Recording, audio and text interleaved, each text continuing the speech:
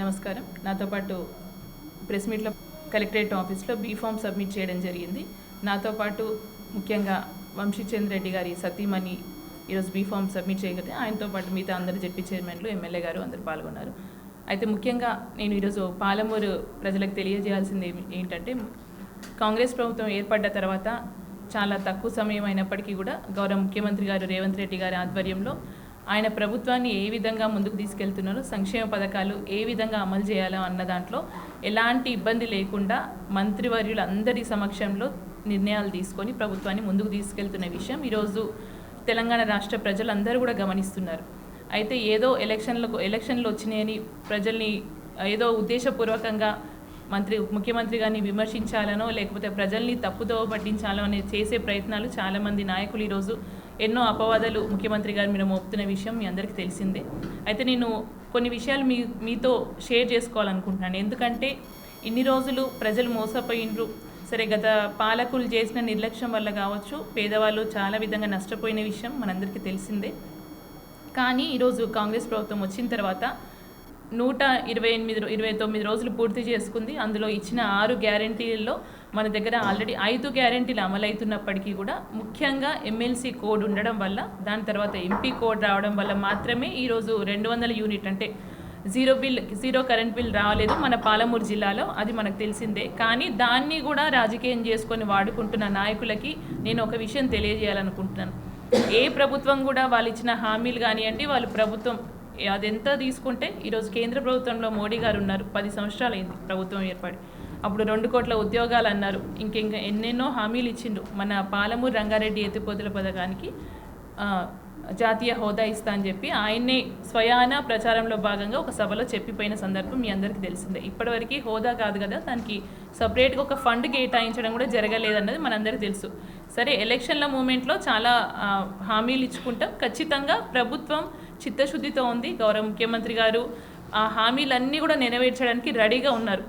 ఎందుకంటే గత ప్రభుత్వంలో జరిగిన నష్టం మనందరికీ తెలిసిందే. ప్రభుత్వము అంటే మన ఖజానా అంతా లోటులో ఉంది అని తెలుసు, తక్కువ అమౌంట్ లేదని తెలుసు. అయినా కూడా పేదలకి సంక్షేమం చేయాలనే ఉద్దేశంతోనే హామీలు ఇచ్చినాం. హామీలన్నీ కూడా ఇప్పటికీ మేము పక్కకు జరగట్లేదు. ప్రభుత్వం చిత్తశుద్ధితో హామీలన్నీ కూడా నెరవేరుస్తాం. కాకపోతే కోడ్ ఉండడం వల్లనే కొన్ని అమలు కాలేకపోతున్న విషయం ఈరోజు ప్రజలకు తెలియజేయాలనుకుంటున్నాం.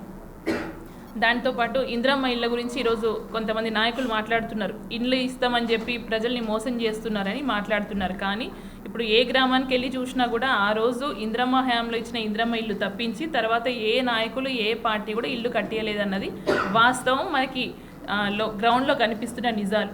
సో దయచేసి అవన్నీ ఆలోచించి ఈరోజు మా ప్రజలు ఒక్కసారి ఏ ప్రభుత్వానికి మనము ఓటేస్తే మనకి సంక్షేమం జరుగుతున్నది ఆలోచించాల్సిన అవసరం ఉంది. దాంతోపాటు మనం ఎలక్షన్ మూమెంట్లో కళ్యాణ లక్ష్మి డబ్బులతో పాటు తులం బంగారం ఇస్తామని కూడా హామీ ఇచ్చినాము. దాంతోపాటు రైతు బంధు 15,000 రైతు బంధు అన్నాము. 2 లక్షల రుణమాఫీ అన్నాం. రుణమాఫీ కూడా మొన్న గౌరవ ముఖ్యమంత్రి గారు రేవంత్ రెడ్డి గారు అనౌన్స్ చేయడం జరిగింది. ఆగస్టు 15 లోపు ఖచ్చితంగా 2 లక్షల రుణమాఫీ కూడా చేస్తామని చెప్పిండ్రు. దానికి కొంతమంది నాయకులు వక్రీకరించి ఆగస్టు 15 లోపు రుణమాఫీ చేయకపోతే మీరు రాజీనామా చేస్తారా అని ఇలాంటి ఎన్నో మాటలు మాట్లాడుతున్నారు.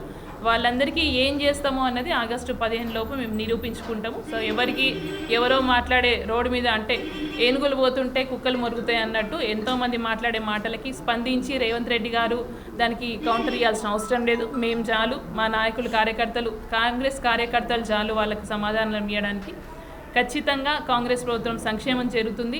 అవన్నీ పక్కన పెడితే ఈరోజు ఉమ్మడి పాలమూరులో ఇటు మహబూబ్ నగర్ తీసుకోండి, అటు నాగర్ కర్నూలు తీసుకోండి, అభ్యర్థుల వైజ్గా చూసుకున్నా కూడా పార్టీల వైజ్గా చూసుకున్నా కూడా ఎవరైతే సంక్షేమం చేయగలరు అనేది ఈరోజు స్పష్టంగా ప్రజలకి అర్థమవుతుంది.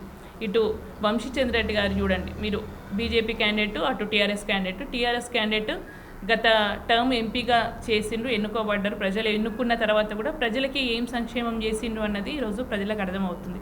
ఆయన్ని పక్కన పెడితే బీజేపీ క్యాండిడేట్ అటు మా గద్వాల్లో ఎమ్మెల్యేగా పలుసార్లు గెలిచి మంత్రిగా చేసి కూడా గద్వాల్ని అభివృద్ధికి నోచుకోని విధంగా గద్వాల్ని వదిలిపెట్టి అన్ని విధాలుగా వెనుకబడ్డ తత్వం ఈరోజు గద్వాల్లో ఉన్నా అక్కడ గద్వాల్ని వదిలిపెట్టి అక్కడ చేసిన అక్రమాలన్నీ అయిపోయినాయి. ఇప్పుడు మహబూబ్ నగర్కి వచ్చి మహబూబ్నగర్లో బాగా వేసుకొని మహబూబ్నగర్లో ఏదో చేద్దామని చూస్తున్నారు. కానీ ప్రజలు గమనిస్తున్నారు, పాలమూరు జిల్లా అంటేనే ఎక్కడ ఏ నియోజకవర్గంలో ఏం జరుగుతుంది అనేది ఆ నియోజకవర్గానికి పరిమితం కాదు. ఖచ్చితంగా అందరు గమనిస్తుండ్రు. సో వాళ్ళ దందాల కోసం, వాళ్ళ రాజకీయ అభివృద్ధి కోసం వాళ్ళు చేసే ప్రయత్నాలని ప్రజలు ఖచ్చితంగా తిప్పికొడతారు.